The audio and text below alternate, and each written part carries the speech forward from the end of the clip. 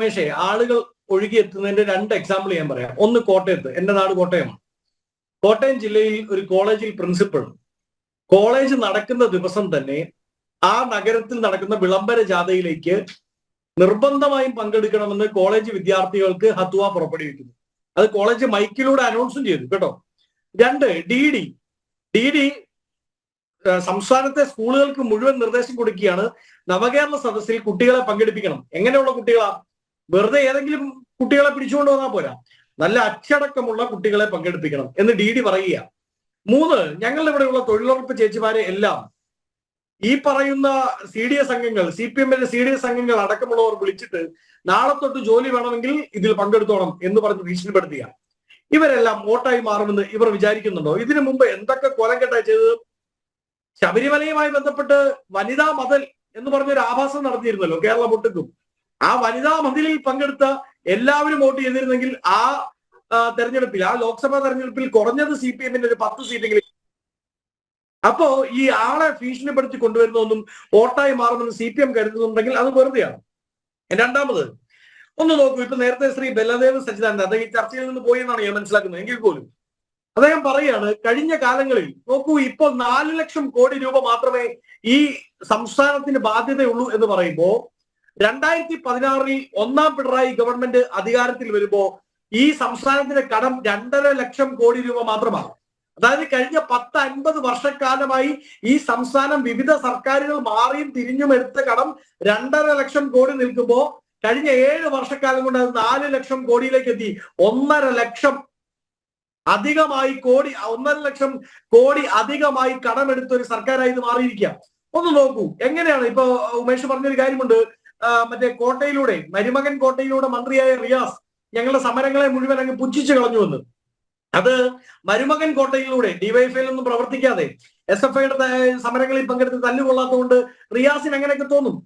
ഒന്ന് നോക്കൂ, ഞാൻ ആലോചിക്കുകയായിരുന്നു എന്റെ ഉമേഷെ, ആരാണ് CPM-ന് വേണ്ടി എന്റെ കൂടെ ചർച്ചയിൽ പങ്കെടുക്കുന്നത്? ഞാൻ ഇപ്പൊ ഒരു 4 വർഷത്തോളമായി എന്റെ കൂടെ ഈ ചർച്ചയിൽ പങ്കെടുക്കുന്ന വിവിധ സുഹൃത്തുക്കൾ, CPM-ന്റെ സുഹൃത്തുക്കൾക്കൊക്കെ ക്യാപ്സ്യൂൾ കൊടുക്കുന്ന ആരാണ് എന്ന് ഞാൻ ചിന്തിച്ചിട്ടുണ്ട്. അതിനുവേണ്ടി AKG സെന്ററിൽ ഒരു ഫാക്ടറി ഉണ്ടോ എന്നൊക്കെ ഞാൻ ചിന്തിച്ചിട്ടുണ്ട്. അതിന്റെ നേതാവ് ആരായിരിക്കും?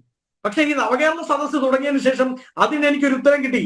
AKG സെന്ററിലെ ന്യായീകരണ ക്യാപ്സ്യൂൾ ഫാക്ടറിയുടെ മാനേജറിന്റെ പേര് സഹാവ് പിണറായി വിജയൻ എന്നാ. ഒന്ന് നോക്കൂ, ചെടിച്ചട്ടി കൊണ്ട്, ഹെൽമറ്റ് കൊണ്ട് സാധാരണക്കാരന്റെ തലയടിച്ചു പൊട്ടിക്കുന്നതിനെ എന്താണ് വിളിക്കുന്നത്? അതിനെ വിളിക്കുക രക്ഷാപ്രവർത്തനം, ജീവൻ രക്ഷാപ്രവർത്തനം എന്ന് വിളിക്കുക. ഈ സംസ്ഥാനത്ത് കഴിഞ്ഞ 1.5 മാസത്തിനിടയിൽ യൂത്ത് കോൺഗ്രസുകാർക്കെതിരെ തന്നെ 1000-ഓളം FIR-കൾ ഇട്ടിട്ടുണ്ട് പ്രതിഷേധിച്ചതിന്റെ പേരിൽ. എന്നാൽ കൊല്ലത്ത് മനോരമ പത്രത്തിന്റെ ഫ്രണ്ട് പേജിൽ അടിച്ചു വന്നൊരു ചിത്രമുണ്ടല്ലോ. കൊല്ലത്ത് പോലീസുകാർ അപ്പുറവും ഇപ്പുറവും ഫൈബർ ലാത്തിയുമായി യൂത്ത് കോൺഗ്രസുകാർക്ക് എതിരെ ഓടി അടുക്കുമ്പോ അതിന്റെ നടുക്ക് മോഹൻലാലൊക്കെ ചില ചിത്രങ്ങളിൽ വരുന്ന പോലെ കയ്യിൽ കമ്പി വടിയുമേന്തി ചില DYFI നേതാക്കൾ വരികയാണ്. അവർക്കെതിരെ എവിടെയെങ്കിലും FIR ഉണ്ടോ? മാത്രമല്ല ശ്രീ വസന്ത്, ഈ ആലപ്പുഴയിൽ പാർട്ടിക്കാർക്കെതിരെയുള്ള കേസ് പോട്ടെ, അതെന്തായാലും അതിന്റെ ഭാവിയൊക്കെ നമുക്ക് എന്താണെന്ന് ഊഹിക്കാം. പോലീസിന്റെ വാഹനം തല്ലി തകർത്ത ആളെയൊക്കെ എപ്പോഴാണ് അറസ്റ്റ് ചെയ്തത്, എങ്ങനെയാണ് ഇതിന്റെ സാഹചര്യം ഒക്കെ നമുക്കറിയാം. അതൊക്കെ സമകാലിക രാഷ്ട്രീയത്തിൽ പറയുന്ന പോലെ ഈ സമകാലിക രാഷ്ട്രീയത്തിൽ മറ്റൊന്നിനെ പറ്റി ചിന്തിക്കേണ്ട ഒരു സാഹചര്യം നിലവിലില്ല. ഒപ്പം അറിയേണ്ടത്, ആലപ്പുഴയിൽ യൂത്ത് കോൺഗ്രസ് പ്രവർത്തകർക്ക് നേരെ അതിക്രൂരമായ അക്രമം അഴിച്ചുവിട്ട ഗൺമാനെയും ഒപ്പം ഉണ്ടായിരുന്ന അംഗരക്ഷകനും ഇവർക്കെതിരെ ജാമ്യമില്ലാ വകുപ്പ് പ്രകാരമാണ് കേസ് എടുത്തിരിക്കുന്നത്. എന്നാൽ ഇതുവരെ ഏതാണ്ട് FIR രജിസ്റ്റർ ചെയ്തിട്ട് ഒരു ദിവസമാകുന്നു. ഇതുവരെ 1 ഇഞ്ച് മുന്നോട്ട് പോകാൻ അന്വേഷണ ഉദ്യോഗസ്ഥർ കഴിഞ്ഞിട്ടില്ല, പോലീസിന് കഴിഞ്ഞിട്ടില്ല. ഈ നേരത്തെ പറഞ്ഞ പോലെ സമകാലിക രാഷ്ട്രീയ സാഹചര്യത്തിൽ മറിച്ചൊരു നീക്കം ഉണ്ടാകുമെന്ന് പ്രതീക്ഷിക്കുന്നത് അത്ഭുതമാണ്. അല്ല, അത് കേസെടുത്തത് എങ്ങനെയാണ് ഉമേഷേ? ഹൈക്കോടതി നിർദ്ദേശം പറഞ്ഞിട്ടാ. ഞാൻ ഈ 1.5 മാസത്തെ മറ്റൊരു സംഭവ ബഹുലമായ കാര്യമുണ്ട്. കേരള ഹൈക്കോടതി 6 തവണയാണ് ഈ നവകേരള സദസ്സ് ആരംഭിച്ചതിന് ശേഷം ഇന്ന് വരെ, അതായത് 1.5 മാസക്കാലത്തിനിടയിൽ 6 തവണയാണ് വിവിധ വിഷയങ്ങളിൽ രൂക്ഷമായ പരാമർശം, വിമർശനം സർക്കാരിനെതിരെ അയച്ചുവിട്ടത്. അതിൽ ഒന്ന് ഇന്നലെ വൈകിട്ട് ഗൺമാനെതിരെ എന്തുകൊണ്ട് കേസ് എടുക്കുന്നില്ല എന്ന് ഹൈക്കോടതി ചോദിച്ചപ്പോഴാണ് ഈ കേസ് എടുത്തത്. ആ കേസ് ആ വെള്ളത്തിൽ വരച്ച വര പോലെയാകും എന്ന് ഞങ്ങൾക്ക് സംശയമൊന്നുമില്ല.